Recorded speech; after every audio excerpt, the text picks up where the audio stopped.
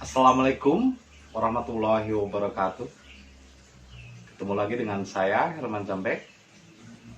Kali ini saya akan membahas tentang aturan itu sama dengan menciptakan monster dalam diri. Aturan itu sama dengan menciptakan monster dalam diri. Tapi sebelumnya, seperti biasa, yuk mari kita ngopi. Ngobrol perihal iman, ngobrol perihal Islam.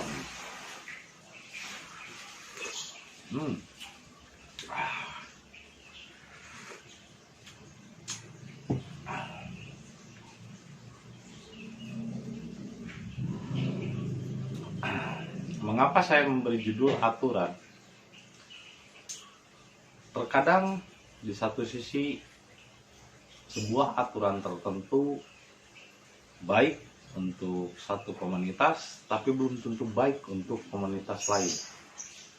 Contohnya misalnya aturan tentang komunis. Mungkin bagi masyarakatnya yang ada di tempat itu, aturan komunis itu adalah aturan yang seadil-adilnya. Karena komunis itu adalah penyamarataan, penyeragaman. Jadi nggak ada orang di negara seperti Korea Utara itu yang boleh kaya, tapi tidak ada juga yang miskin. Semuanya diperhatikan oleh pemerintah, merata. Jadi nggak ada dari kaum liberal yang ingin menumpuk kaya di Korea itu dihukum mati. Tapi di sisi lain, aturan itu memang mensejahterakan semua rakyat, dan hampir semua kapasitas rakyatnya itu flat, rata, nggak ada yang sangat kaya atau nggak ada yang sangat miskin, karena diatur dengan sistem, dengan aturan komunis, sehingga semuanya merata. Tapi di sisi lain, konsekuensi dari aturan itu membuat orang-orang terpenjara. Seperti jam 8 malam udah nggak boleh berkeliaran sembarangan, apalagi perempuan. Di sisi lain, semua tayangan-tayangan di TV juga membosankan. Begitu aja datar. Nggak ada tayangan TV yang lain. Dan nggak sembarangan tayangan-tayangan masuk. YouTube, tayangan-tayangan lain bahkan diblokir. Nah, di sisi lain mungkin aturan itu baik untuk masyarakat tertentu yang menginginkan keadilan dan penyamarataan menggunakan sistem komunis. Tapi di sisi lain, orang itu akan merasa terpenjara. Jadi sebetulnya aturan itu tanpa sadar menciptakan orang untuk menjadi monster.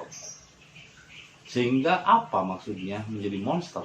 Ketika ada orang yang melanggar dari aturan-aturan yang diciptakannya, maka sang pengatur, presiden atau raja di tempat tersebut akan seperti monster yang menghakimi pamannya sendiri seperti Kim Jong Un, menghakimi temannya, bahkan saudara kandungnya sendiri atau sahabatnya. Karena aturan yang diciptakan itu justru melahirkan monster yang tanpa orang sadari. Nah, itu nyata. Itu dalam sebuah sistem yang besar, yaitu sistem negara. Begitupun dalam sistem hidup individu. Ketika kita terikat oleh sebuah aturan, pokoknya yang namanya ibadah itu harus begini, tempatnya di sini. Misalnya sholat di masjid.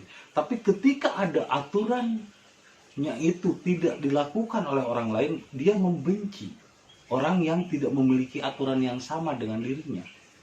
Yang tanpa sadar sebetulnya aturan yang tadinya untuk dirinya, malah kok dia menghakimi orang lain yang tidak mengikuti aturannya.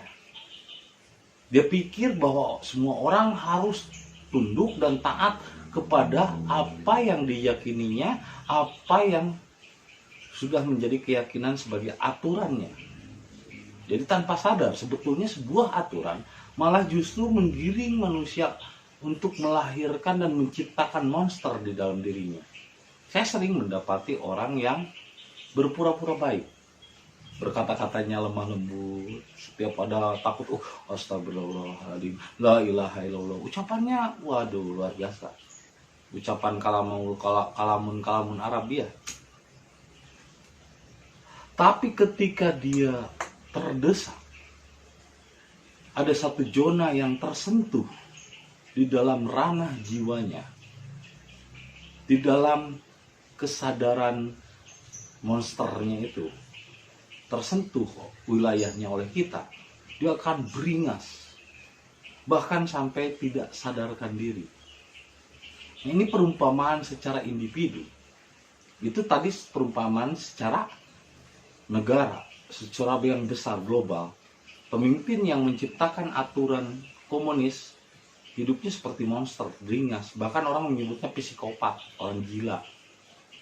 Tapi begitupun di dalam setiap diri, ketika kita menganggap bahwa apa yang kita yakini, aturan yang kita yakini itu paling benar, maka ketika ada orang lain yang tidak selaras dengan aturan-aturan yang kita yakini, maka kita dengan serta-merta tanpa sadar membenci orang yang tidak memiliki aturan yang sesuai dengan aturan kita. Kenapa jadi begitu? Kenapa aturan malah membuat kita menjadi benci? Nah, inilah perbedaannya Rabbani dengan aturan yang diciptakan, aturan yang diyakini paling benar, sehingga ketika ada orang lain yang tidak sesuai dengan aturannya, dia membencinya, menghakiminya. Ya sebetulnya sama sih seperti Kim Jong Un. Ketika dia membuat aturan harus begini, harus begitu, ketika ada yang melanggar, dihukum mati. Nah begitupun dalam agama, ketika orang menganggap aturan agamanya paling benar, ketika ada orang lain yang tidak mengikuti aturannya, maka dia membenci dan mencap kafir. Ini tanpa sadar, aturan justru menciptakan monster di dalam dirinya. Karena dia terlalu taat kepada aturan, maka dia malah menjadi membenci kepada orang lain yang tidak memiliki aturan yang sama dengan dirinya. Semuanya harus seragam. Ini sama saja dengan komunis. Ini sama saja dengan Kim Jong Un. Dipikirnya bahwa semua manusia harus memiliki aturan yang sama agar selamat. Padahal aturan itu dulunya diciptakan juga untuk bangsa yang keras kepala. Dan aturan itu hanya diperuntukkan untuk binatang, untuk domba. Karena domba itu bodoh, sehingga dia perlu digiring, perlu diatur. Toh diatur saja, terkadang dia sering menerobos rumput tetangganya, sering menerobos ke kebun lain. Itu dengan adanya aturan saja orang sering menerobos. Dengan ada aturan agama saja orang sering melanggar, apalagi tidak diatur. Tapi tidak untuk manusia. Karena yang disebut manusia adalah Rabbani, yang mampu mengatur dirinya sendiri, yang mampu mendisiplinkan dirinya sendiri tanpa didisiplinkan oleh orang lain.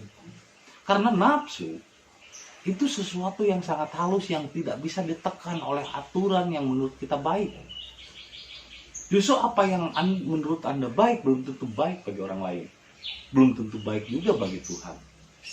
Makanya kenapa ketika Musa berguru kepada Khidir, Khidir selalu bilang, apa yang kamu miliki, yang kamu yakini sebagai sebuah aturan yang benar, belum tentu itu aturan yang benar menurutku, kata Khidir.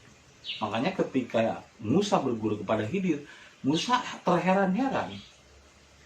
Karena Khidir memiliki jalan dan aturannya sendiri. Akhirnya sampai Musa merasa muak dan terus bertanya, ini kenapa kamu melakukan itu?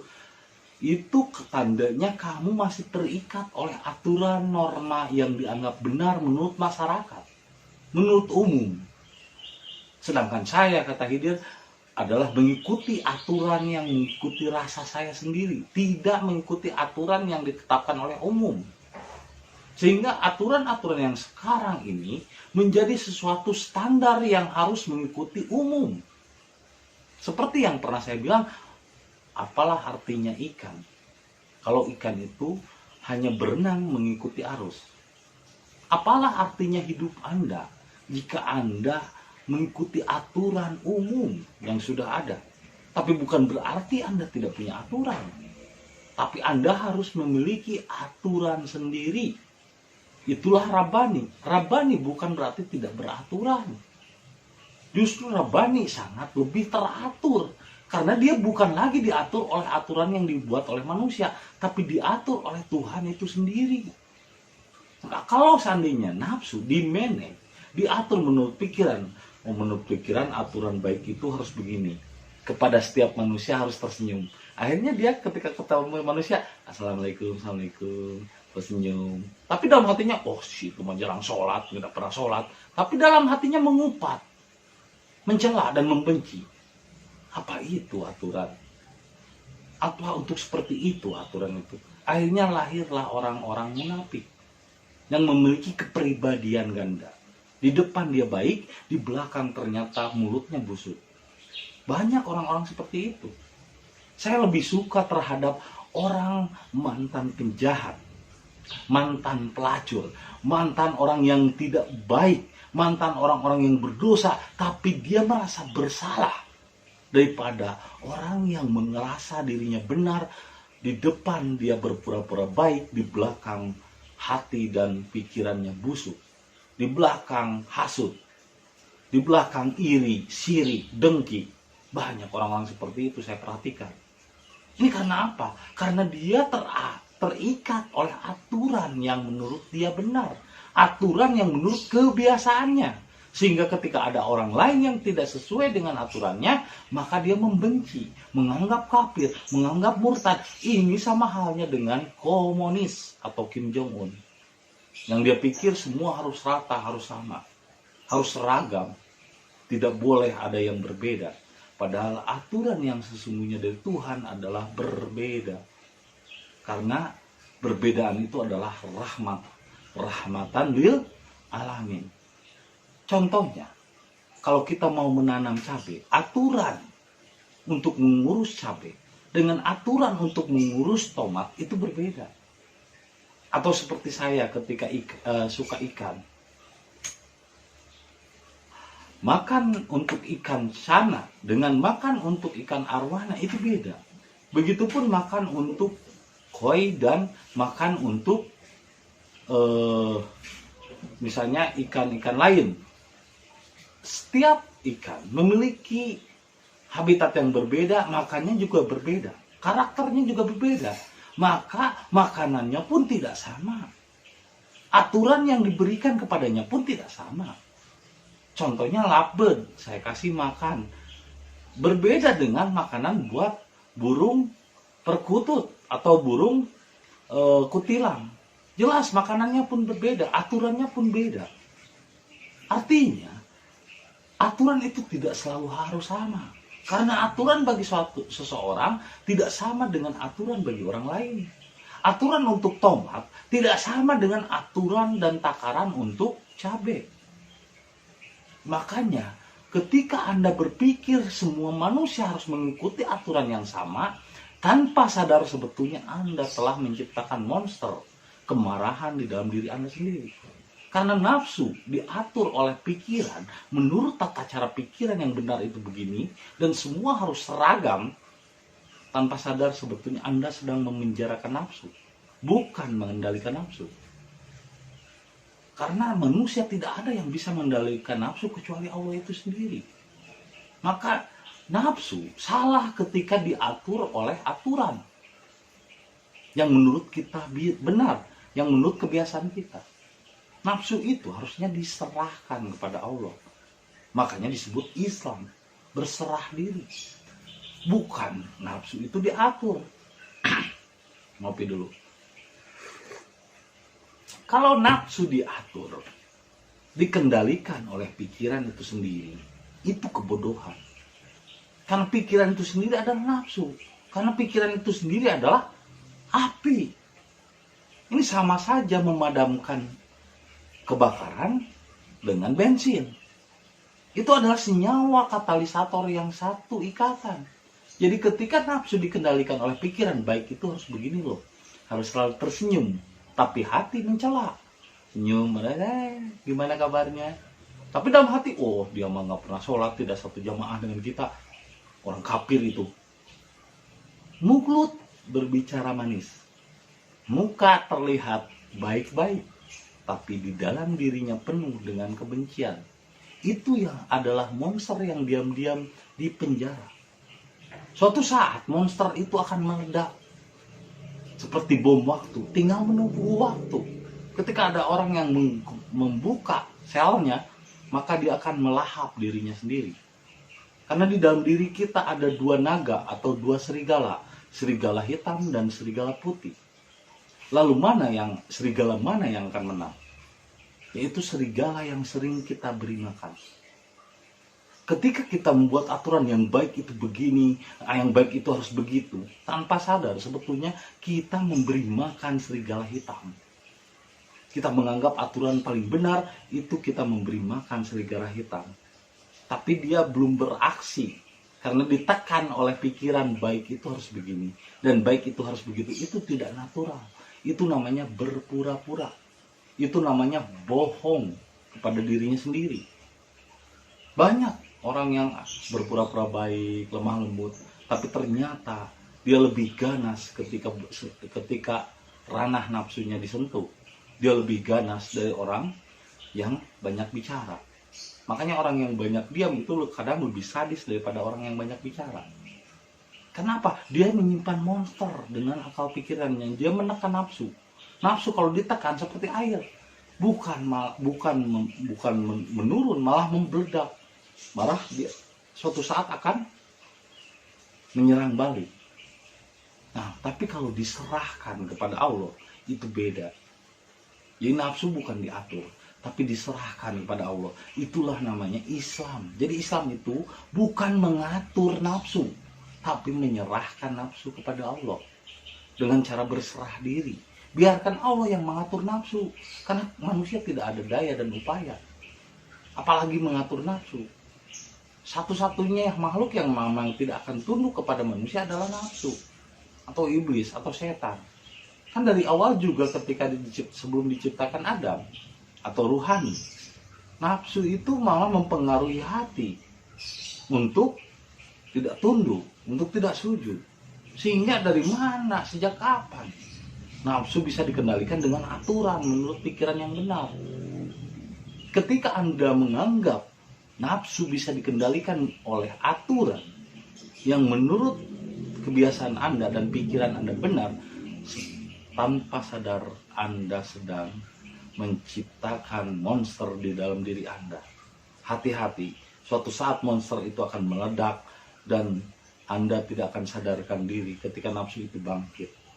Anda sedang memelihara monster, bukan bukan mengendalikannya, tapi malah Anda membuatnya terpenjara, tersiksa, dan suatu saat dia akan ngamuk. Tapi kalau diserahkan monsternya itu kepada Tuhan, diserahkan nafsunya itu kepada Allah, bukan karena aturan agama, aturan negara dan lain sebagainya, maka muncullah kesadaran diri. Tidak karena aturan yang diciptakan oleh manusia, tapi dia mampu mengatur dirinya sendiri. Itulah Rabban. Jadi barang siapa yang masih meyakini aturan menurut kebiasaan dan menurut standar umum benar, tanpa sadar sebenarnya dia sedang menciptakan dan menunggu monster itu bangkit. Untuk itu serahkan nafsu kepada Allah. Jangan dikendalikan menurut kebiasaan dan aturan yang menurut Anda benar, belum tentu. Aturan justru malah membuat atau menciptakan monster itu sendiri di dalam diri Anda. Dan maka saksikanlah, ini nyata, bukan ilmu hayalan atau ilmu katanya. Karena saya sudah melihat banyak bukti orang yang berpura-pura baik sebetulnya adalah orang yang sangat jahat. Hanya karena dia menekan nafsunya itu dengan aturan yang menurut dia baik. Jadi baik belum tentu benar. Ketika baiknya itu masih mengikuti standar umum dan masih mengikuti aturan umum, maka jadilah Rabbani. Terima kasih. atas kesetiaannya menonton video saya. Semoga bermanfaat dan menjadi inspirasi juga hidayah bagi kita semua. Dan saksikan video-video berikutnya. Terima kasih atas kesetiaannya. Assalamualaikum warahmatullahi wabarakatuh. Salam satu jiwa.